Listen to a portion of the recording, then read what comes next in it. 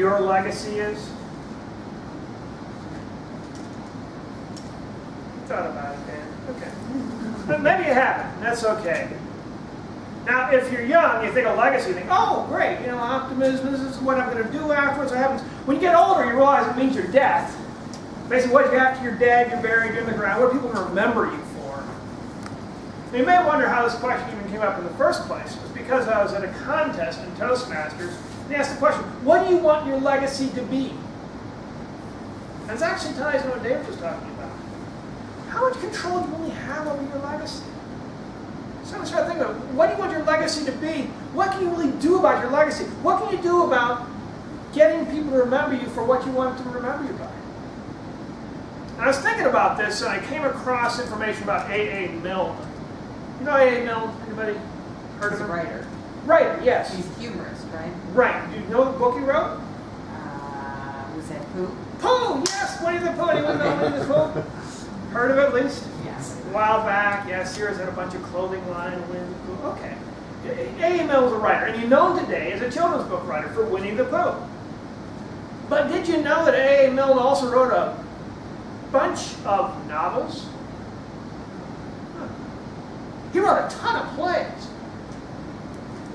He actually wrote for an academic journal. He was a regular writer for them and their, their essayist type of things. Essayists wrote these essays. He wrote all sorts of things other than Winnie the Pooh. But all anybody knows about him is Winnie the Pooh. That's it. This absolutely frustrated and to the point of despair, A.A. Milne.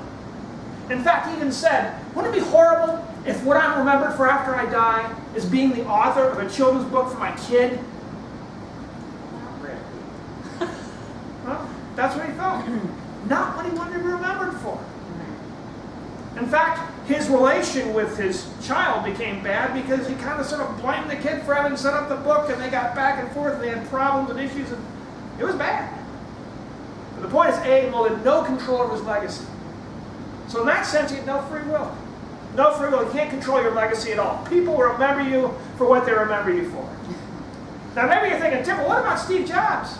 I mean, he's a multi-millionaire guy. He's remembered for creating a computer revolution. And it's true, if you happen to be a multi-millionaire who created a computer revolution in your garage, yes, that's probably what people remember you for. But if not, which I think is probably most of you, you don't know. So I thought, well, what do you do? If you know what your legacy is and you can't control your legacy, well, what do you really do? And it occurs really only one thing you can do. And that's simply to share what you know. Share what you know. You have something you know, you're aware of, you've got inside you that other people need to know about. They don't know. But you don't know what it is. Could be anything. Maybe it'll be important to somebody, maybe not. Maybe they'll care, maybe they won't. You've got no control over that. Ask David. It ain't gonna happen. But you can share it. You can let them know. You can share what you know and then let people sort it out. And so many years down, when they're discussing your legacy, all sorts of things will be discussed in this funeral you're probably not going to attend, I'm presuming, except in the honorary position. You won't be able to sit back and view it over. But they'll say whatever they say, but they'll probably bring up the things they learned, they found, they discovered from you. And that'll be your legacy. Legacy is not something you control. It's not something you have any ability to have control over. So what do you want your legacy to be? Well, forget it, because that's not what it's going to be probably. What you can do is share what you know. Help people build, develop, and grow as people. Talk about it. Share with it. That's again why public speaking is so important to me. It's a chance to share what you know. And in doing that, that's your real legacy.